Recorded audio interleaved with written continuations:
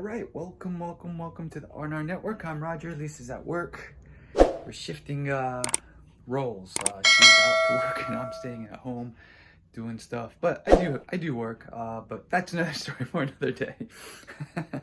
Anyways, today we're gonna do the eating and talking. So let's take a look at the menu. I've got some ideas, and it will be a one-day shoot. So coming up next. All right, so with the eating and talking, let's go over the menu first. We'll start off with the drink of today's choice, A&W root beer. I really like root beer. Zero sugar, of course. Let's take a sip. I had to slightly close the door so sound doesn't get out and sound doesn't come in, and Lee wants to kind of leave, I'm not sure. Or he just doesn't like the door closed, I'm not sure. But anyways, next on the menu, we've got some a new like yogurt cottage cheese thing going, because Costco ran out of cottage cheese that day, so I had to stack up on something. So I stacked up on Greek yogurt, and oh yeah, anyways, I'll get to the Greek yogurt story in a second. But the menu, Greek yogurt and blackberries. I'm gonna munch on this. So this will be the first time I've actually eaten Greek yogurt on a regular basis. So, so the reason why, so part of the eating and talking, I've got a few topics I want to talk about that I've thought about, but we're gonna start with this: why Greek yogurt? I went to Costco. They ran out of cottage cheese, and I needed to restock my snack supply, my dessert supply. So I went with Greek yogurt, which I knew about, but I remember I thought I looked up that Greek yogurt had less protein than cottage cheese, and that's why I went with cottage cheese, which has more protein per gram or per pound or per serving or per 100 grams or something, I think. So I bought it, and I go home and look at the calories, added them up, and then Greek yogurt was lower in calories. And I was like, what's going on? That's cool. If it's got, the same amount of protein, or I didn't know about the protein, but so next I did a Google search, Greek yogurt versus cottage cheese, and they explained that cottage cheese has more protein, but it's going to be higher in calories, and then Greek yogurt will be lower in calories with lower protein. But both, there are pluses and minuses to each side. So I think what I'm going to do now is just kind of rotate them. One cottage cheese, one Greek yogurt, and yeah, either one's fine. So that's why it's going to be Greek yogurt for a while. Okay, next thing I want to talk about is I'm slobbering all over myself. A string of events, I'm going to call it. I'm going to get a little mystical, or kind of karmish, or kind of, that was an Eastern philosophical, kind of an Eastern philosophy style of thinking. So, like with karma and stuff like that, I think that's an Eastern style of thinking. But it started on a regular day. It was a Saturday, and I went to the gym. Everything was on schedule, and I have the day scheduled. I knew what time I was gonna finish. I knew what time the gym was gonna finish. I knew what I could do before or after work. So there's a lot of things I do after work. A little cleaning with the dogs because Lisa's out. She's now home.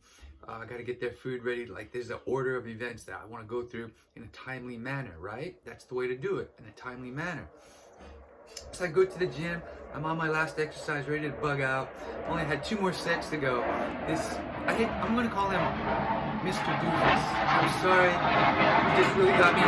So I'm sure he's a nice man. He's got a nice family.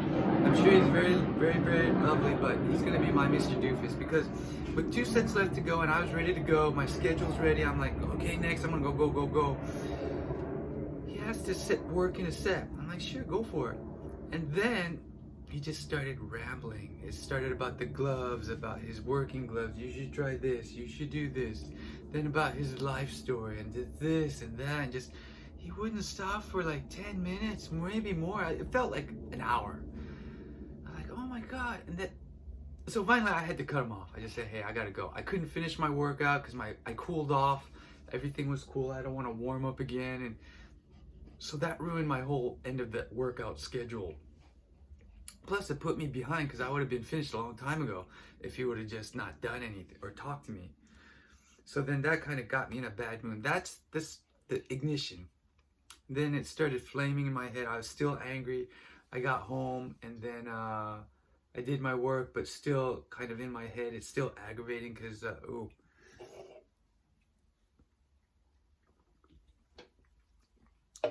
because that guy just kind of messed up my schedule basically, right? I mean, who goes to the gym to talk and meet people, right?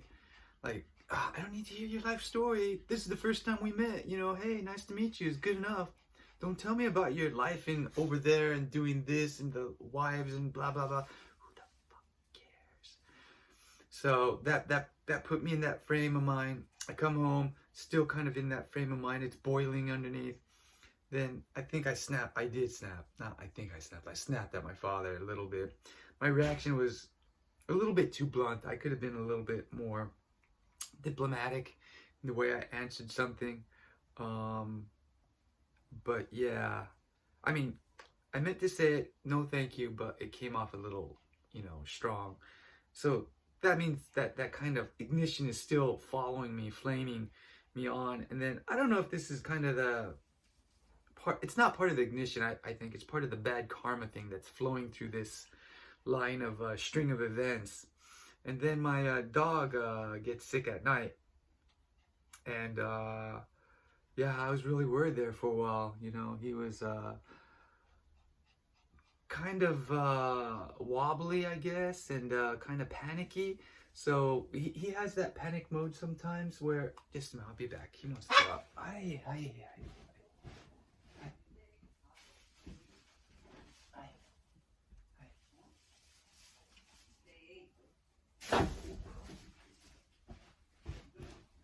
Okay, unedited, right?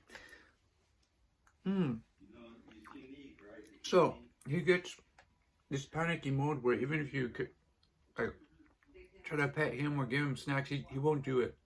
But if you hold him a little bit, he'll calm down. It felt like one of those. So I wasn't sure if he was afraid of something or he really had something bad to eat. But after I watched him a little bit, he kind of tried to vomit something out. So I think it was something he ate. But his breathing was okay. When I held him, he would really calm down and kind of slow breathing. So I felt it was okay. But still, you know, you worry. And then I had to work early. And then, yeah, that happened late in the evening. So we had to hold him for maybe 2 hours, maybe. Me and Lisa going back and forth.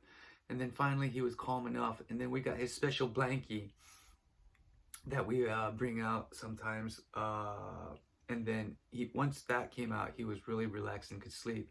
And then I had to wake up early in the next morning. I'm still kind of stressed out.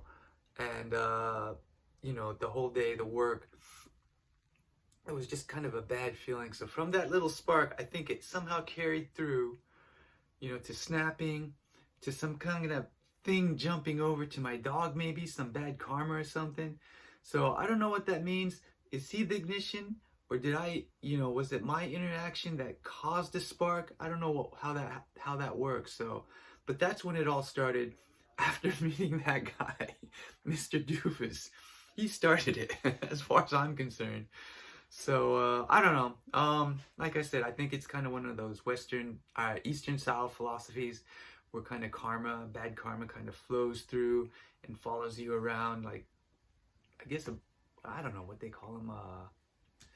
There's a movie, I can't remember.